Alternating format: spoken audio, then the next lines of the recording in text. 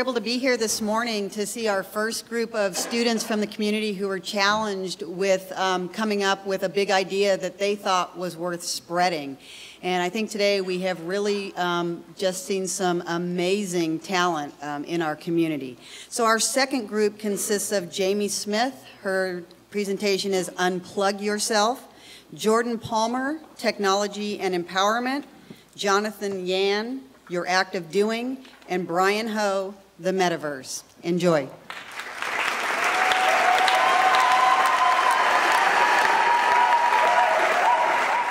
Why do we communicate? The answer is simple. We want to share what's going on inside of our minds, and we want to tell each other how we feel. We think, we speak, and we share. This is the basic formula that got society to where we are today. But verbal interactions are disappearing. There's no arguing that texting, Twitter, and Facebook are useful. But at what cost? We've become a group of silent teens, huddled around our iPhones, texting each other to death. A radical movement is needed.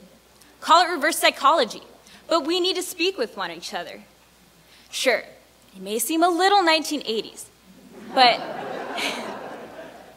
it's this lack of communication that diminishes the power of teens. Imagine the possibilities that can come from sharing an idea face to face. These are the interactions that can turn ideas into realities. As teens, we're the rising generation of world leaders.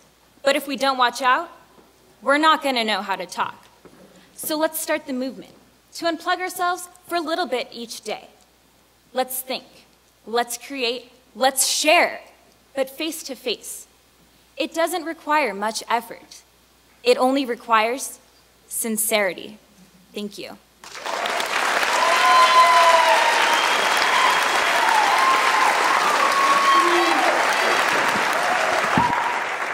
Do you know how to change the world in 60 seconds? I do. This man needs another cow. And these women need more fabric in order to further progress their businesses.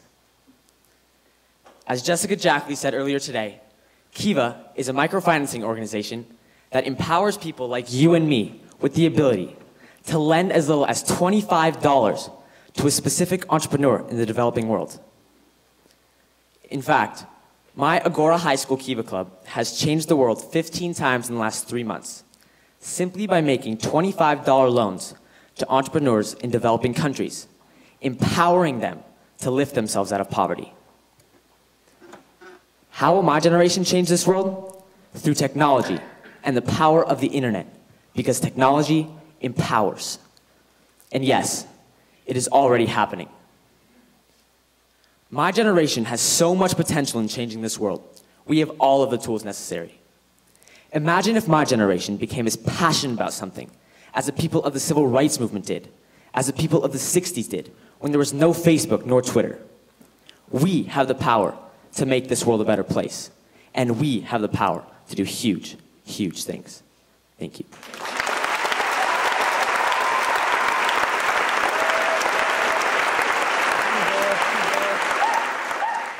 Have you ever wondered why Bill Gates became so successful?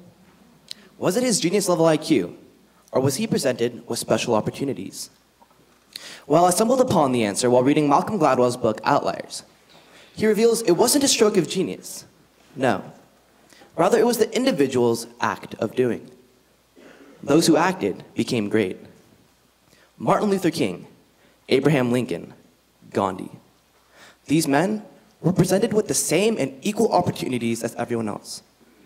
They were ordinary men with ordinary IQs. So what made them so successful? Well, they're simple acts of doing. Students, we are at the forefront of our own world, the student world. Each and every one of you has the ability, the power, to become a great leader. Stevie Wonder put it best. We all have ability. The difference is how we use it. Take, for example, some of your very own peers. Seth Flowerman inspires students to become outrageous entrepreneurs. Adam Adonis got 28 schools across the nation to become solar-powered. Zach Kukoff generated a 50% decrease in student truancy at Port Richmond High School in New York. These are 3 students with 3 ideas, 3 acts, immense change. They are perfectly ordinary kids with ordinary IQs. So what makes them so extraordinary? They're simple acts of doing. Parents, students, and friends, I leave you here today with one question. What are you doing? Thank you.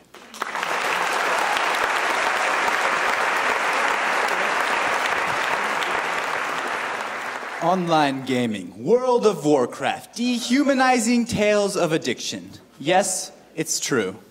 But the real future lies not in these mindless diversions, but in the metaverse.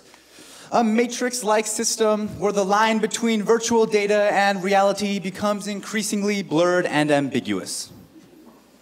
In the metaverse, players can find love, make friendships, engage in business, and get lost in all the other trappings of modern society.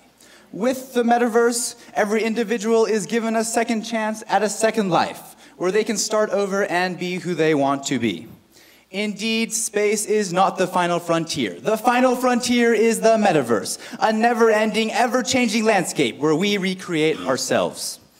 So, ladies and gentlemen, friends and family, humans and avatars, join with me in this noble pursuit of a noble cause, as hand in hand, keyboard in keyboard, we actualize this metaverse, a virtual reality that is a reality within itself. Thank you.